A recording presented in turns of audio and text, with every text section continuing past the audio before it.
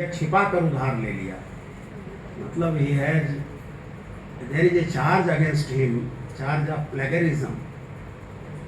उन्होंने बिना एक्नॉलेज किए नागार्जुन से चुरा लिया है। हमारे दर्शन विभाग इलाहाबाद विश्वविद्यालय के बहुत पुराने और बड़े ही प्रतिष्ठित आचार्य, और आचार्य ही नहीं संत भी थे, प्रोफेसर रामचंद्र दत्तात्रेय रानाडे, आर.डी. रानाडे। रानाडे साहब ने इस इशू को उठाया क्योंकि कहा यह जाता है कि शंकराचार्य प्रच्छन्न बौद्ध हैं, प्रच्छन्न रूप से बौद्ध हैं, वो वेदांती होने का ढोंग करते हैं, क्योंकि सारी तर्क पद्धति और सारी डायलेक्टिक उन्होंने बौद्धों से ले लिया है। आर.डी. रानाडे साहब ने एक किताब लिखी है, a constructive survey of Upanishadic philosophy, और इसका हिंदी रूपांतरण भी हो गया है। प्रोफेसर रामानंद तिवारी भरतपुर राजस्थान के हैं, उन्होंने इसका हिंदी रूपांतरण किया है उपनिषद दर्शन के नाम से। उसमें प्रोफेसर रानाडे ने यह स्थापित किया है और बिल्कुल बाकायदे उद्धरणों के साथ, वैदिक ऋचाओं और उपनिषद के मंत्रों के उद्धरण के साथ उन्होंने इस बात को स्थापित किया है, दिखाया है, प्रतिष्ठित किया है। चारवाक से लेकर के, चारवाक जैन, बौद्ध, न्याय वैशेषिक, सांख्य योग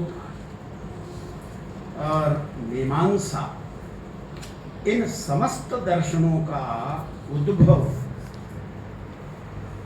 वैदिक साहित्य से हुआ है, उपनिषदों से हुआ है, और कौन कहाँ से निकला है इसको बाकायदे उद्धृत किया है उन्होंने। हम लोगों को जब पढ़ते थे तब ये आर्गुमेंट दिया जाता था कि क्या, इस तरह के प्रश्न आता था, क्या शंकराचार्य प्रच्छन्न बौद्ध हैं? पक्ष और विपक्ष में युक्ति दीजिए, तर्क दीजिए। तो रानाडे साहब की किताब उस जमाने में पढ़ा था, जिन्होंने ये सिद्ध किया है कि आचार्य शंकर अपने अद्वैत मत की स्थापना करते समय केवल उपनिषदों से ही ग्रहण किए हैं, जो भी ग्रहण किए हैं, और नागार्जुन का कालखंड शंकराचार्य से पुराना हो सकता है, लेकिन उपनिषदों से प्राचीन नहीं है नागार्जुन, और उन्होंने स्वयं उपनिषदों और वेद मंत्रों से चीजें ली हैं, वह कोई नई बात नहीं कह रहे। नासदीय सूक्त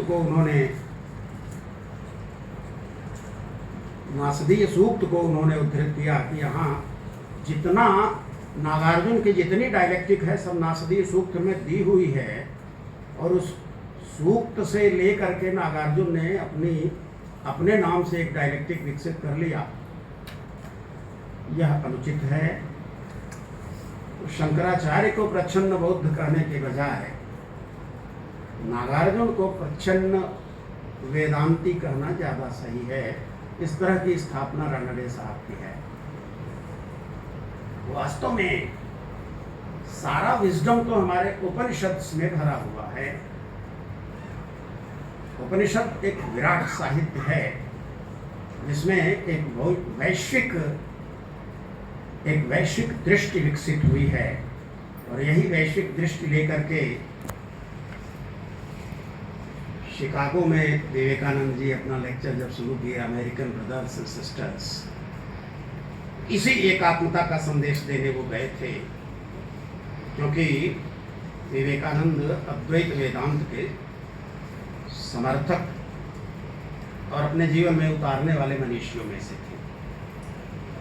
बहुत से ऐसे उदाहरण मिलेंगे जहाँ शांकर अद्वैत वेदांत का प्रभाव सामाजिक जीवन के परिप्रेक्ष्य में दिखता है, राजनीतिक जीवन के परिप्रेक्ष्य में दिखता है।